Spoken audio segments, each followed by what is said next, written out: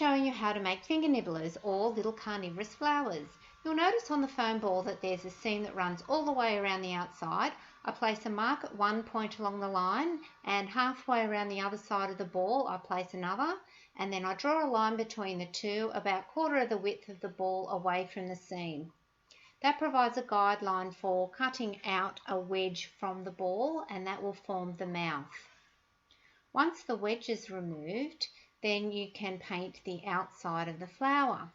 You can pick any colour you like. I've chosen green because it fits in with my little shop of horror theme that I've already started, but you can use any bright colours or dull colours, whatever you like. Make it your own.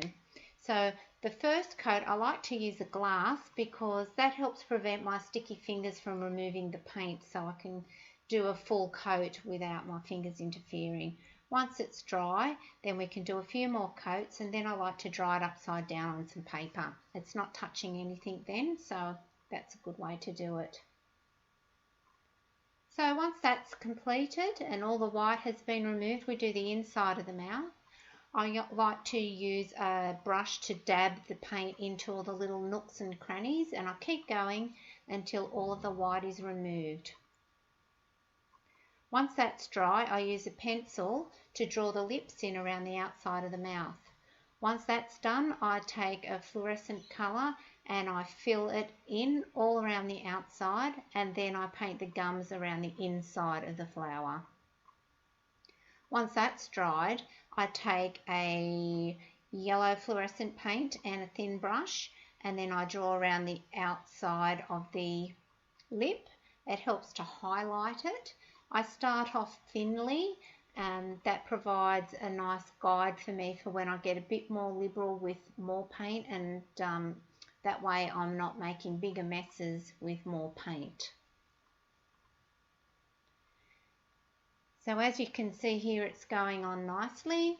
I like to do 2 or 3 coats, the brighter the better, because when I display these flowers I like to put them under an ultraviolet light, and it brings out all the bright colours, so that's the way I like it. And then once I've done that, I do around the inside of the gums, and once that's dried, I'm ready to do the fangs. So I take one toothpick, measure it to the centre and cut it in half. Then I place it pointy side up into some foam, and I use some green fluoro paint to coat it. I like that colour because it's from nature and it gives it that stalky look. So once they're dried, I find the highest point of the lips and place the fang under there, or the toothpick under there. Careful not to push it all the way through to the other side because you can penetrate it if you push it too hard. And then I find the centre of the back and place it onto the stem. And there you go, it's practically done. But if you're concerned about the toothpicks falling out, you can secure them more by putting some craft glue into the holes and then putting the toothpicks in. Or you could make a smaller wedge out of the foam ball and place an entire set of vampire teeth in. Or again, you could cut the fangs out like I'm going to. And once you've cut them out, you just insert them like you would the toothpick. You'll notice here that once I've cut them out, there is a hollow part there that's exposed.